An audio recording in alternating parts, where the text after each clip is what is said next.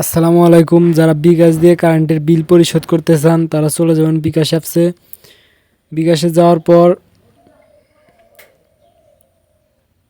Pin দিয়ে বিকাশের ভিতরে ঢুকে যাবেন। যাওয়ার পর আমি ব্যালেন্স দেখে নিচ্ছি,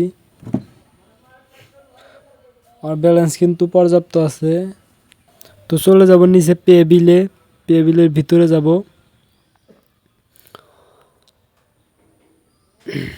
পে বিলের ভিতরে যাওয়ার পর নিচে দেখতে পাচ্ছেন ইলেকট্রিসিটি।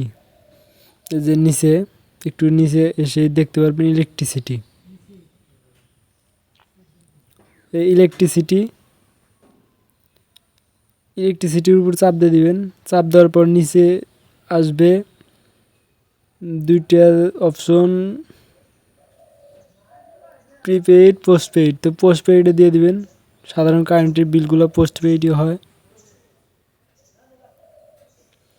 পোস্টপেইড দেওয়ার পর উপরে সাল ঠিক করে নেবেন, নভেম্বর মাস 2024 সাল। আপনি যে মাসের বিল দিতে চান সেই মাস দিয়ে দিবেন। নিচে মিটারের অ্যাকাউন্ট নাম্বার দিয়ে দিবেন। অ্যাকাউন্ট নাম্বার দেওয়ার পর নিচে চাপ দিয়ে দিবেন।